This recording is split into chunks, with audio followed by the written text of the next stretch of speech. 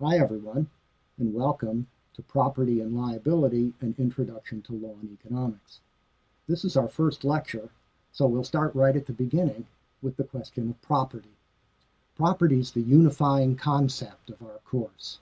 It's the single idea that ties together both the analysis of economists and the analysis of lawyers. So it makes sense to start at the beginning and ask exactly what property is, but it turns out that this is a harder question than it appears at first glance.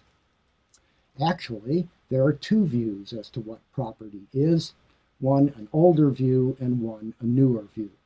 The older view held sway in the centuries before 1800, and it's derived from the ancient English common law, and we'll come to associate views from this period, like this one, with the name of John Locke. It was replaced gradually after 1800 by a newer view, which starts in England as well, and which we'll associate with the name of Jeremy Bentham. So let's talk a little bit about both of these views. In the old view, property is understood as being objects. So, for example, here's my watch. It's an object. What we find is, in fact, that much of our ordinary language, the words we use to talk about property, the words we use to talk about ownership, reflect the old view, which, as I've said, has not really been current for a couple of hundred years now. To associate property with objects means that the principal relationship that property conveys or property connotes is a relationship between people and objects. So in ordinary language, I talk about this as my watch, not your watch. And so it's my property. The object itself is my property. The principal nature of the relationship between people and objects in the older view is summarized by the word ownership. And ownership itself consists of three canonical or standard or ancient traditional ways of thinking about what ownership means, three categories of things that one can do with objects. One aspect of ownership in the old view is the notion of possession. The watch belongs to me, it's my watch, and implied in this possession is exclusion. It doesn't belong to you, and you can't have the watch or use it without my permission. That suggests the second right of ownership, which is to use the watch in my own interests and for my own purposes. And the final aspect of ownership is my right to dispose of the object as I wish. I can sell it, I can keep it, I can destroy it, and so on. So, in the old view, property is an object. The relationship of property is the relationship of ownership between people and objects, and ownership includes possession, use, and disposition. In contrast stands the newer view, the one that's come to dominate since 1800. In this view, property as such is separated from the objects to which it attaches, and property is a relation between people and other people over how objects are going to be used. So whereas in the older view, property and objects were seen as the same thing, under the newer view, people have rights, called property rights, that attach to particular uses of various objects. And so, when we say, this is my watch, we might be saying under the new view, here are the things that I can do with my watch. And what that means is that if I have the right to do those things, I have a property right to use the watch in each of those ways. So, for example, I could use the watch to tell time. I could use the watch as a paperweight to hold down the papers on my desk. If I were so inclined, I could throw the watch on the ground and stamp it under my foot. I have all of those property rights, but in fact, I don't have all the property rights that might attach to this watch, because there are uses of the watch which I'm not allowed to undertake. So, for example, although I can destroy the watch, I can't throw it at you, and I can't use it to hit you on the head, and I can't use it as an instrument to commit a crime. Because I can't do those things, I have no right to do them, and the person or institution that tells me that I can't do those things authoritatively instead has the property right to do those things. So, in the new view, there's a different property right for every specific use. Here, we'll ask a second question, and that is, where does property come from? And here, too, we'll see that there are two strongly differing theories of the origins of property. We'll associate one of these theories with the great English philosopher John Locke, and the other with the equally great English philosopher Jeremy Bentham. In this case, the dispute between Locke and Bentham has never really been resolved, and as we'll see, it comes up frequently in the material that we'll be talking about. We'll see that the dispute between Locke and Bentham touches on the most fundamental questions of law and political philosophy, questions upon which people continue to differ down to the present day. So let's briefly talk about Locke's and Bentham's differing views on the origins of property. Let's start with Locke. Locke believed that property comes from God. He said so in his great book, The Second Treatise of Government, which was published in 1690 as part of a war effort, interestingly enough. Locke was writing as a partisan in the great English Civil War of 1688, and his purpose in writing the second treatise was to persuade ordinary Englishmen to eschew their allegiance to the monarch James II and participate in a revolution to overthrow James II and replace him by the two-headed monarch William and Mary. A problem for Locke and for the revolutionists during this period was that James, supported by the Anglican Church, claimed to rule through what we now call the divine right of kings. James argued that God himself had reached down to earth, touched James on the shoulder, and made James God's ruler of the territory of England in God's name. And the church supported him in this view. So when Locke wrote, hoping to inspire people to join a revolution against James II, he was trying to solve a problem for the potential revolutionaries. Everybody knows that it's tough to fight a revolution, and that if you lose the revolution, you're in big trouble. But Locke's revolutionaries faced a second problem, and that was the church's support of James's view that his right to rule came from God himself. If James was right, then Locke's revolutionaries not only faced the physical dangers of being unsuccessful revolutionaries, but might have faced eternal damnation for blasphemy for having acted against God's will. So it was important for Locke to keep God in the theory of property, and as we'll see, he did that quite elegantly. It's difficult to support Locke's story, as we'll see after the theory of Charles Darwin, that in fact we are not descended immediately from God, but that we're descended, as it were, from animals that preceded us. But well before Darwin, Locke's theory was challenged by the great English philosopher Jeremy Bentham, who said in 1791 that Locke's theory that property came from God was generally nonsense upon stilts. Bentham made an obvious observation, which is that no property can be enforced, no claim to use objects or control the use of objects as against other people can be enforced without the consent of the state. And so for Bentham, property was simply those claims to the use of objects that the state was willing to throw its enforcement power behind. In this sense, property originates with the state in the state's decision as to what property rights to honor and what property rights to ignore.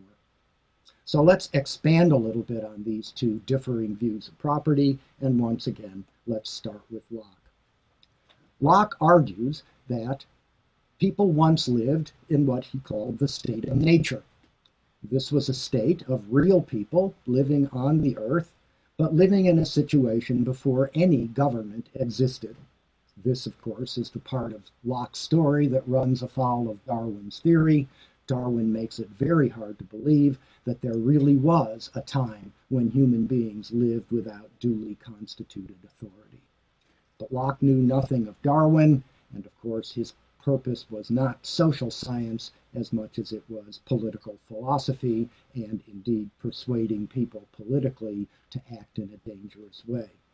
And so Locke argued, we do exist, and we have existed historically. We don't exist now, but we have existed historically in a state of nature in which God reaches down from heaven and touches not James II or the monarch, but every individual human being, and gives these individuals three distinct rights. The first of these rights is the right to what we call personal liberty, or what Locke thought of as property in one's own body. This means literally that we own our corpus, that is, our own bodies, and at the very least it means that we can't be sold to another person as a slave might be sold and owned by another person. Indeed, Locke's great disciple Jefferson called the right to personal liberty an inalienable right, by which he meant it was a right that could not be sold even if the individual wanted to sell the right. One concomitant of the right to personal liberty, conceived as the right to own one's own body, is that one's brain is in one's own body, and one's thoughts and one's speech emanate from one's brain. And thus, if we own our own bodies, we own our own brains, and the product of those brains, speech and thought, and those too, Locke said, are ours. We have a right to them. A second right that Locke thought God gave every individual in the state of nature was a right to personal property. And personal property came to individuals, according to Locke, in a particular way. There were, Locke said, in the state of nature, abundant resources for all, and they weren't owned by anyone. How could one make personal property out of the abundance of nature? Locke's answer was that personal property came, when one mixed one's own labor with those abundant resources of nature so as to produce something useful or valuable for human beings. God makes trees, but human beings produce apple orchards by mixing their labor with the processes of nature and with the materials that nature provides, and that combination of labor and materials produces apples which can be enjoyed and which can be sold. Finally, Locke recognized that the first two rights didn't have much meaning if there were individuals who were inclined to violate others' rights to personal liberty or to personal property, and that those people must be stopped from violating those rights. And so Locke argued God gives every individual a third right, which is the right to punish those individuals who violate the first two rights that everybody holds. And so everybody has a right to their own body and liberty.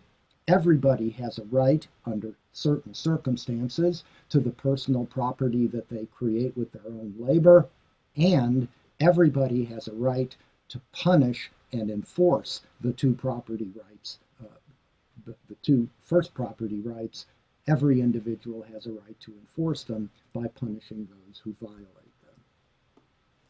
Locke's story went on, however, that it's difficult for individuals to enforce their third right. Notice that the state of nature is not a state of uncivil society. It's not a state of anarchy, and it's not a state of chaos. As Locke conceives it, as long as everybody was reasonable, they would understand the benefits of the three rights that God gave to people, and they would respect those rights of their own volition because they'd recognize that forbearance would protect their own rights in situations that might arise in the future.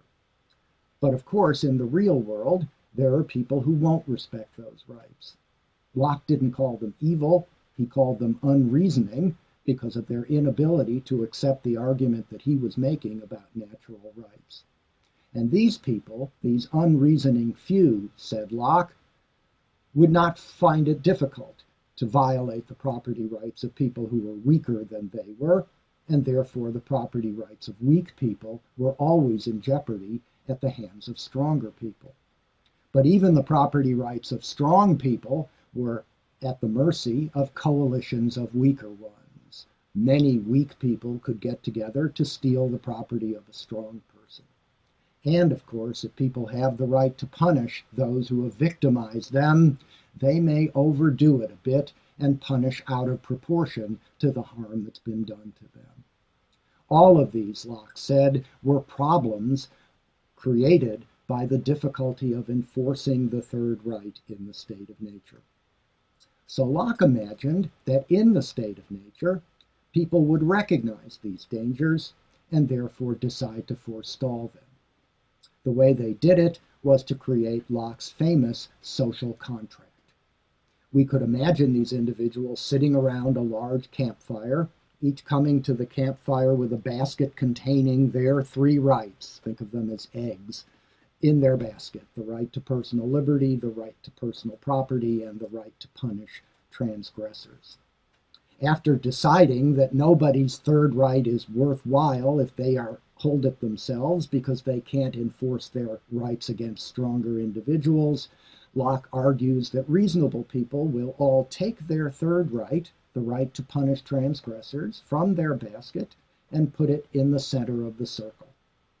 Then they would agree to designate some people amongst their number as agents of the government. That is, people would then wear badges to distinguish them from everybody else, and those badges would signify that everybody had agreed to surrender their third right, their right to punish, so that only those people designated as the government, only those people wearing the badges, could inflict violence upon other people by punishing them for transgressing the first and second rights of individuals. So, for Locke, government was simply those people who were assigned by the citizens, if you will, the contractors of the social contract, to collect everybody's third right and to use those third rights in the way that people themselves would use them if they could, which was to punish transgressors and to do so in an appropriately proportional way. Finally, it's worth noting that in Locke's theory, individuals don't surrender all three of their eggs to the government. They keep the first two eggs and don't surrender them to the government at all. That is, they retain their right to liberty and their right to property, which is not, in Locke's view, given to them by the state. It's given to them by God, and individuals hold on to that right even in the face of the actions of the state. Locke's theory of God-given natural rights and a social contract that creates a government beholden to the citizens that create it has important implications for the relationship between property and the state, and thus important implications for the relationship of individuals to the state. So I've tried to summarize these as three major implications. The first of these is, as we've seen, that property precedes the existence of government and the state. That is, property is given to individuals by God. It's not given to them by the state. Individuals hold these property rights against the government, and, as we've suggested, the government has no warrant to take these rights away from them without the consent of the individuals, no matter how compelling the public purpose might be that the government takes the property for. The state, that is, has no interest or purpose other than protecting individual liberty and personal property.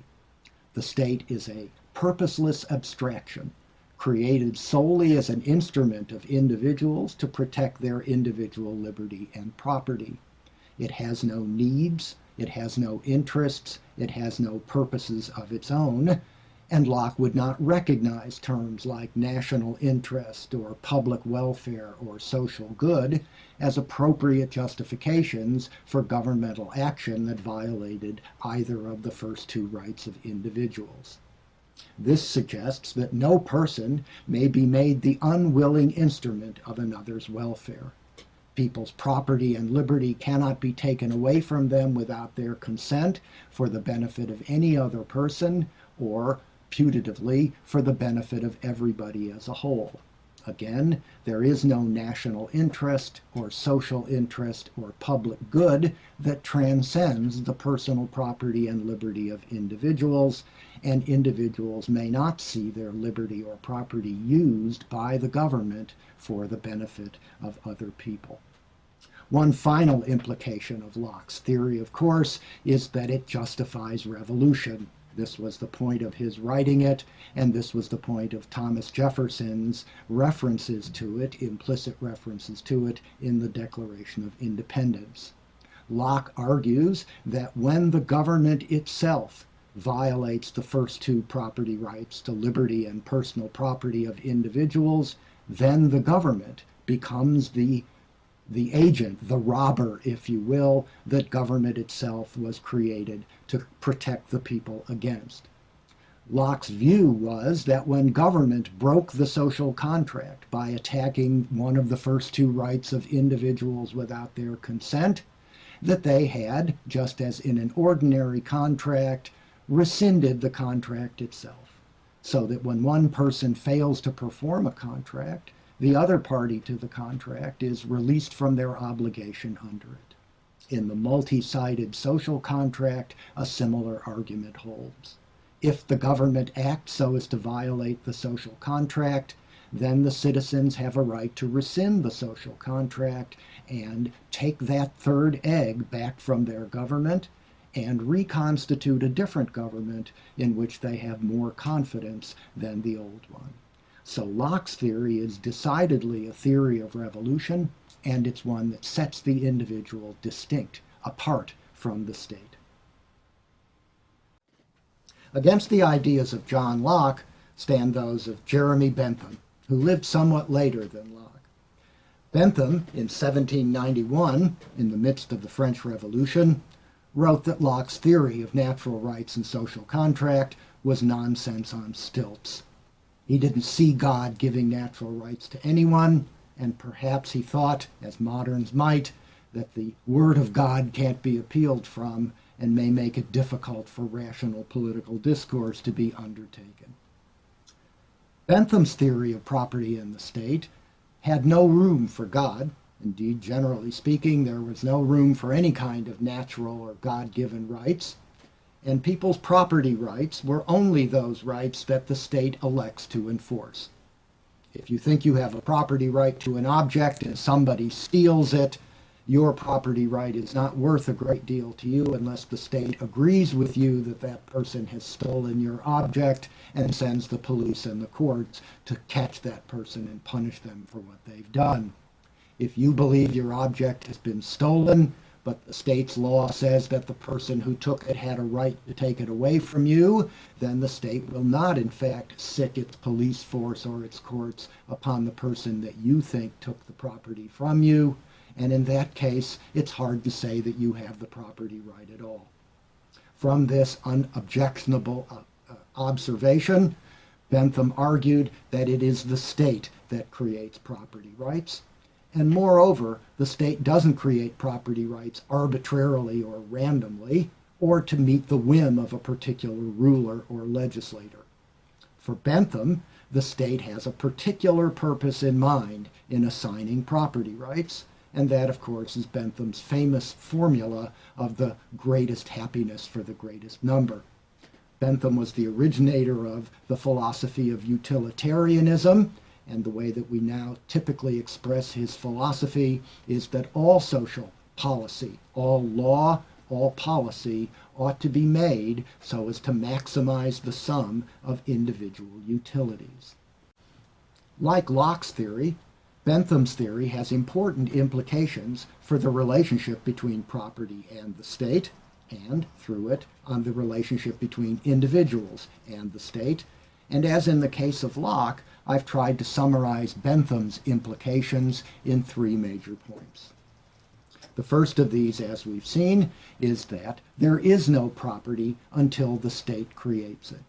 This means that individuals have no rights to property as against the state, and the state ultimately is the final arbiter and chooser of exactly what property rights are and exactly who's going to hold property rights, at least initially, before people are allowed to trade those rights in commercial life.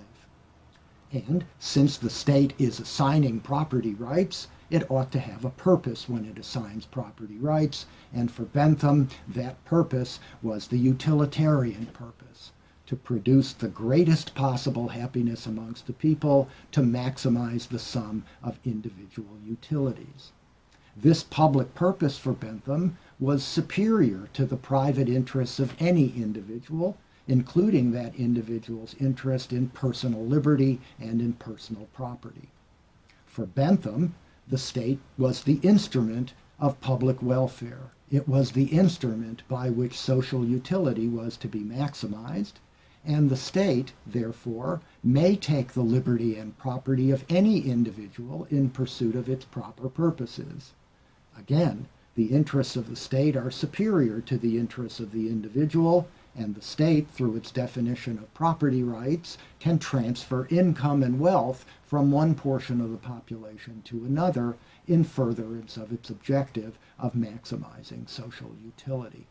So, for Bentham, if a dollar is held by a rich person, and the argument is made that if the dollar is taken from the rich person, that person will be deprived of only a small amount of utility, and that dollar is then given to a much poorer person, for whom it can be argued that that same dollar will produce much greater utility, then the transfer of the dollar will produce a net increase in social utility by increasing the recipient's utility more than the donor's utility has been decreased by the transfer. Since this is a socially increasing, a utility increasing move for Bentham, the state has the obligation to take the property, the dollar, from the wealthier individual and transfer it to the poorer one.